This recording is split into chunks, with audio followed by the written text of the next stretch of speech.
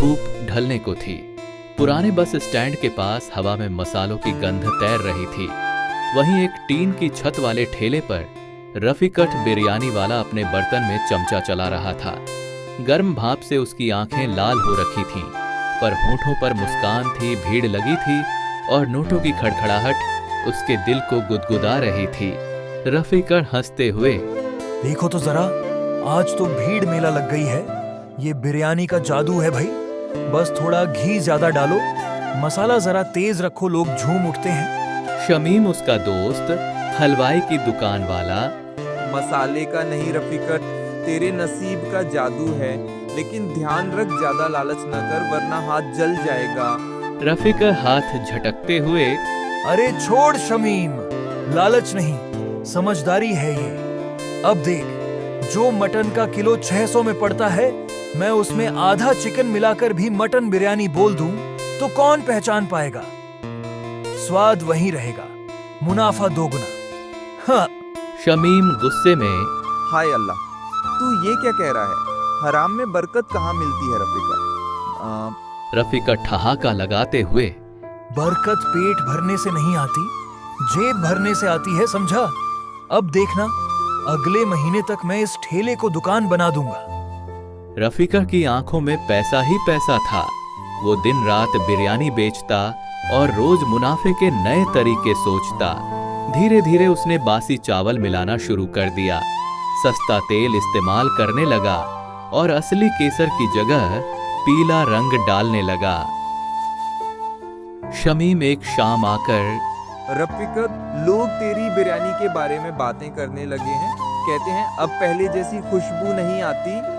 रफीकत घमंड से बोला, लोग क्या समझेंगे? स्वाद बदलता है मौसम की तरह। जो बिरयानी कल की थी, आज वही बिक रही है।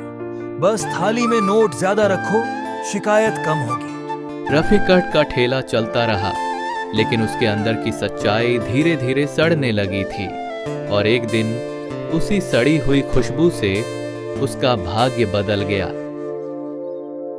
अगले हफ्ते शहर में ताबीज बाबा की दरगाह का उर्स लगा।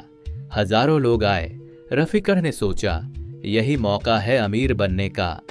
रफीकट अपने नौकर से, सुनो करीम, आज बिरयानी में चिकन ज्यादा डालो और ऊपर से मटन के कुछ टुकड़े सजाकर रखना। बोलना स्पेशल मटन बिरयानी। करीम हिचकते हुए, मगर हुजूर, ये तो धोखा हुआ ना। रफीकट बोला, लोग क्या समझेंगे? स्वाद बदलता है मौसम की तरह। जो बिरयानी कल की थी, आज वही बिक रही है। बस थाली में नोट ज्यादा रखो, शिकायत कम होगी। भीड़ उमड़ी। बिरयानी की महक ने लोगों को अपनी ओर खींच लिया। हर प्लेट के साथ रफीकट की आंखें चमक उठीं। पर तभी भीड़ में से एक आदमी आगे आया, सादा कपड़ों में, लेकिन चेहरे पर सख्ती थी। आदमी सख्त लहजे में, भाई, एक मटन बिरयानी देना। रफीकट ने मुस्कुराते हुए प्लेट आगे बढ़ाई। आदमी ने 2 कौर खाए, फिर धीरे से बोला, ये मटन नहीं है, चिकन है और थोड़ा सड़ा हुआ भी। रफीकट का चेहरा उतर गया। भीड़ उसकी ओर मुड़ने लगी। रफीकट घबराकर बोला, नहीं साहब, ऐसा कैसे कह सकते हैं आप? मैं 20 साल से बिरयानी बना रहा हूँ, मटन की खुशबू पहचानता हूँ आंख बंद करके।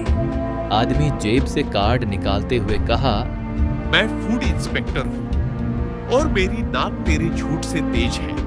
चल, बर्तन खोल। रफीकट के हाथ कांपने लगे। ढक्कन खुला।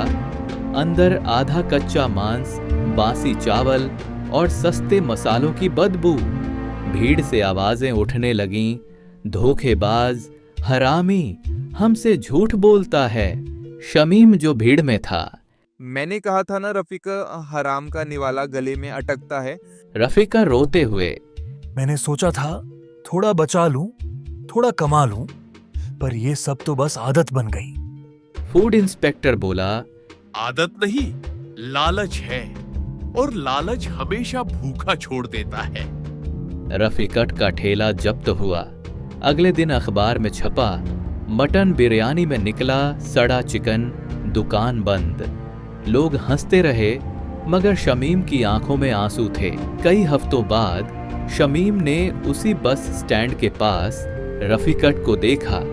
फटी कमीज, झुका हुआ सिर और सामने एक छोटा चूल्हा जहां वो मुफ्त में खाना बांट रहा था। शमीम धीरे से, रफीका, तू फिर से बिरयानी बना रहा है? रफीक मुस्कुराते हुए पर नम आंखों से, हाँ, लेकिन अब सिर्फ खुदा के नाम की। जो बचता है गरीबों में बांट देता हूँ। पहले पेट के लिए बनाता था, अब सुकून के लिए। शमीम कंधे पर हाथ रखते हुए, अब समझा तू, सच्ची बिरयानी का स्वाद मसालों में नहीं नियत में होता है।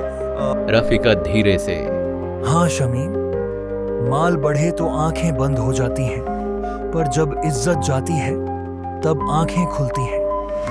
अब मैंने लालच की खुशबू को छोड़ सच्चाई की रोटी अपनाई है। बस स्टैंड की हवा फिर महकने लगी थी। अब वहां घी की नहीं बल्कि सच्चाई की खुशबू तैरती थी। रफीकत का नाम मिट गया था, पर उसकी कहानी हर ठेले वाले की चेतावनी बन गई। लालच का कौर हमेशा कड़वा होता है और सच्चाई की थाली चाहे सादी ही क्यों न हो, उसमें बरकत होती है। दोस्तों, अगर आपको हमारी ये स्टोरी और वीडियो अच्छी लगी हो तो चैनल को सब्सक्राइब जरूर करें और दिल से एक लाइक भी ठोक दीजिए। आपका सपोर्ट ही हमें नई कहानियां लाने की हिम्मत देता है।